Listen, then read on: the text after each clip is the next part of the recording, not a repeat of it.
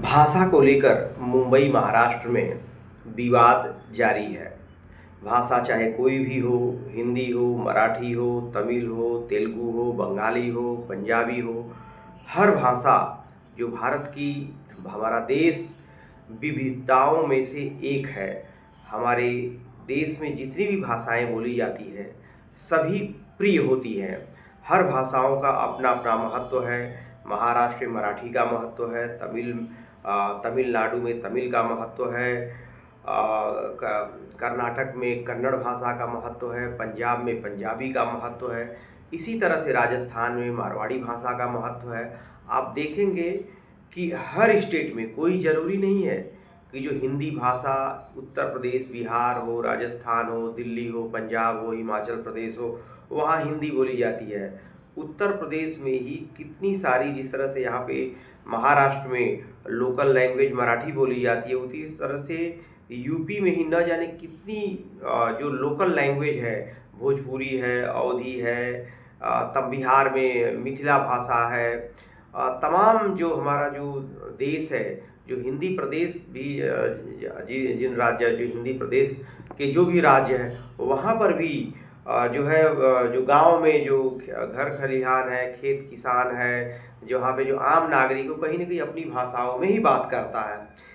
देखा जाए जिस तरह से हिंदी को लेकर के जो हो हल्ला मचा हुआ है, हिंदी जो है, ऐसा नहीं है कि हिंदी सिर्फ उत्तर भारत में ज़्यादा पैमाने पर बोली जाती है, उत्तर भारत के लोगों को हिंदी अच्छी आती है, ऐसा नहीं है।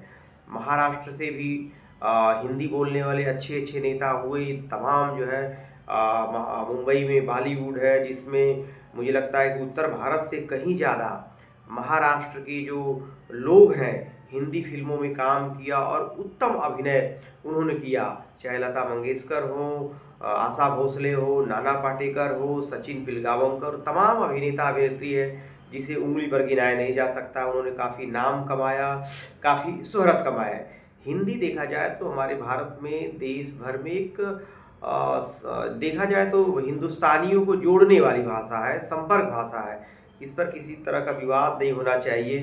बिल्कुल देखा जाए हर भाषा का अपना अपना महत्व है। महाराष्ट्र में मराठी का महत्व है, और सबसे बड़ी बात है जिस तरह से जोर ज़बरदस्ती मराठी को लेकर की जा रही है कि आप मराठी, जो उत्तर भारत से लोग जो मुंबई में काफ़ी सालों से बसे हुए हैं, उनके बच्चे जो मुंबई महाराष्ट्र में पढ़ाई करते हैं वो फर्राटेदार मराठी बोलते हैं। लेकिन जो रिक्शे वाले हैं, जो 10 साल, 15 साल, 20 साल से मुंबई शहर में आए हुए, कहीं ना कहीं मराठी बोलने में जो अटकते हैं। अब भाषा का विवाद देखा जाए तो यह ठीक नहीं है। हर भाषाओं का अपना सम्मान है।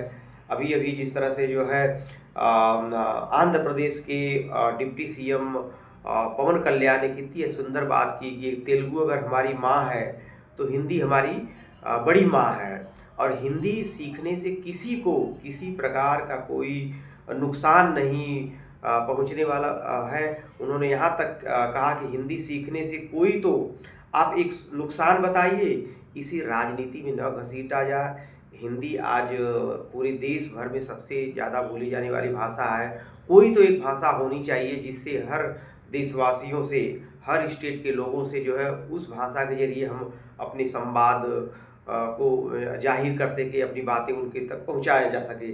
उन्होंने यह भी कहा है कि देखा जाए जिस तरह से साउथ की फिल्म इंडस्ट्री में तमिल हो, केरल का हो, कन्नड़ हो, तमाम जो साउथ की जो फिल्में हैं उसे हिंदी में डब किया जाता है, और अच्छा खासा जो साउथ की जो इंडस्ट्री है, जो बॉलीवुड है साउथ का, वो अच्छा खासा पैसा कमाता है।